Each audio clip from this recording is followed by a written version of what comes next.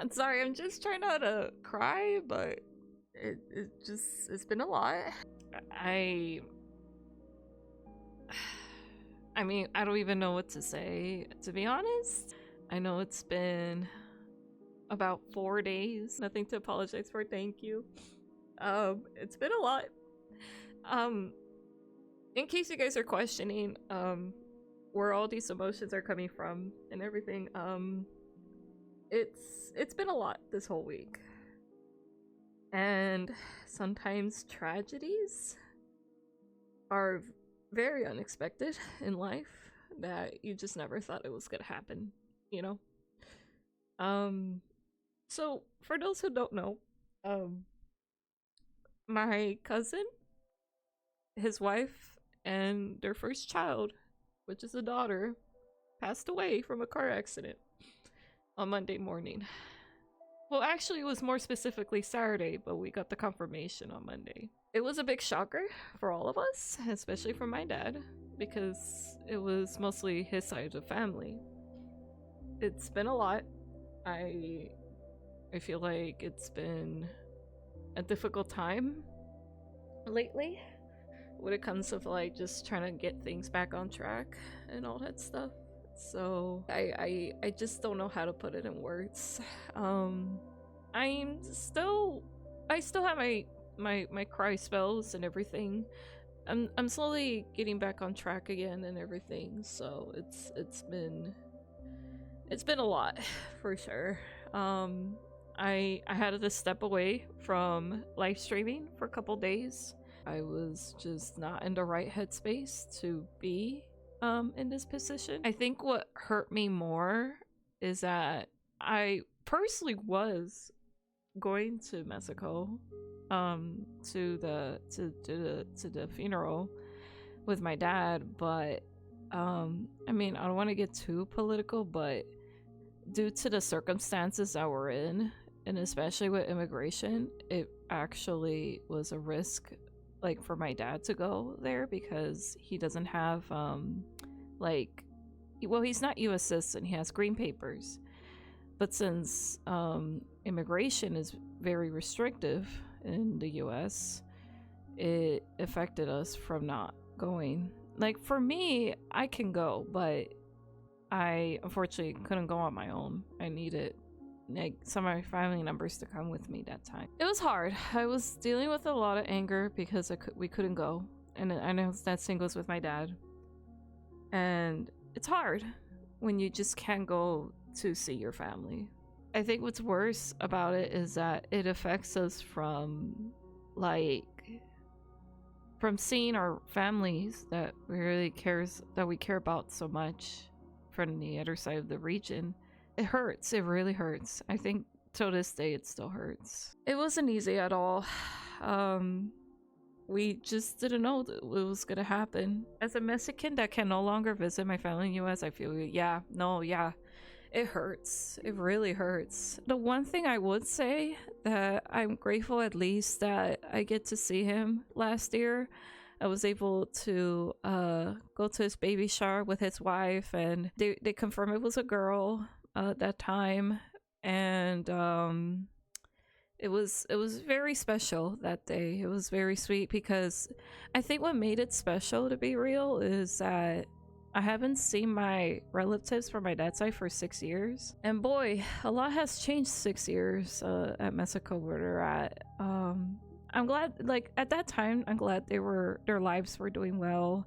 My cousin started to have a family and everything, and I was very happy, you know, be able to see him after so long, because it's been 6 years. I think that's one of the things I'm grateful for. I had to tell myself a lot that I made that last year meaningful for my cousin. I wish I could have gone to the baptism day when I think it was like couple months ago. We couldn't make it because one, I had work, and then two, like, my dad couldn't go because of work too. So but at least we managed to go last year. But I did got confirmation, unfortunately both of the drivers passed away. Like, the driver with the white truck survived, but unfortunately was in critical condition. And of course, unfortunately, that time my cousin and my aunt and her daughter and his daughter passed away that time already, but the driver survived, but unfortunately a few days later it passed away, so they both passed. I'm not gonna lie, it really took me a lot of process because there was a lot of questions in my mind, like, should I be angry? And I'm like, no.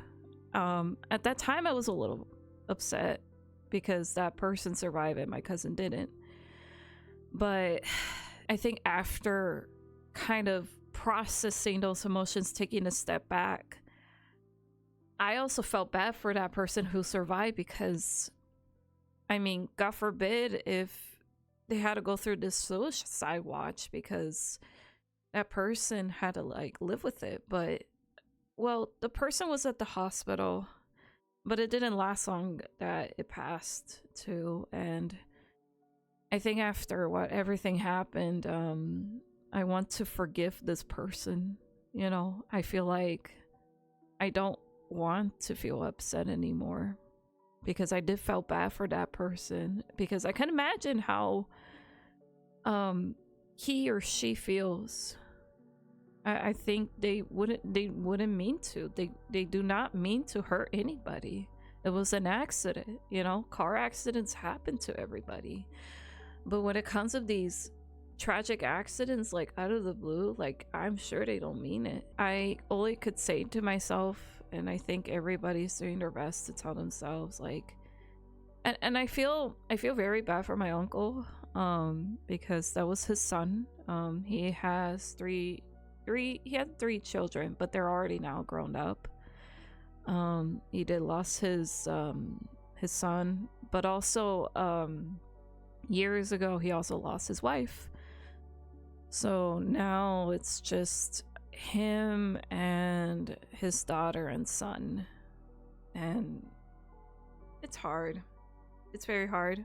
I already cried a lot, which is why I'm kind of like let everything out.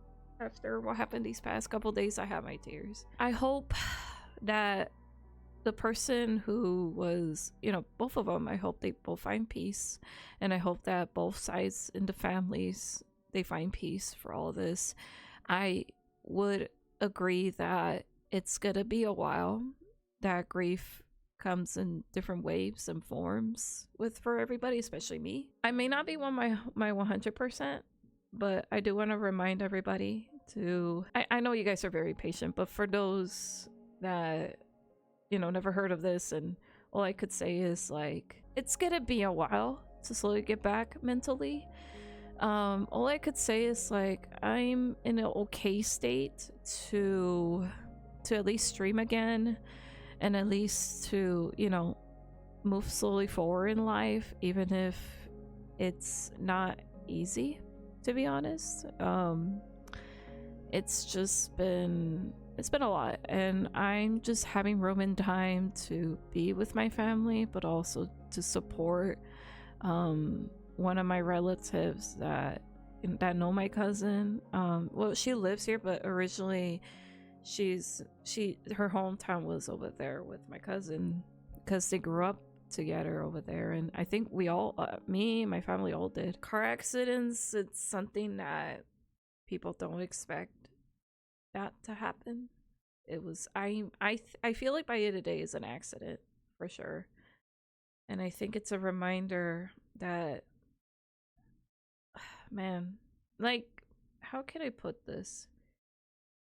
I learned this really changed me in some way, to remind myself that sometimes life is just too short. Like, you just start a family or anything that look forward ahead in life, and all of a sudden just this happened. And I think it's a reminder to everybody that appreciate what you have in your life, because sometimes we don't know when is our last day. I know it's kind of scary to say or even have these kind of conversations, but it is true. I feel like it is important to just appreciate what you have, be grateful for what you have. If you have family that loves you, be close to your families, and if not, you know, be close to the people that cares about you. But most of all, just appreciate life, because we all need it. We all do. I'm in the process of slowly accepting that it unfortunately happened, and of course, like, since both people passed away from both sides from the accident, I reminding myself to tell myself that I just hope they both find peace and just rest in peace, for sure, to rest peacefully. And I do wish no grudge to anybody, you know. I will hydrate, thank you.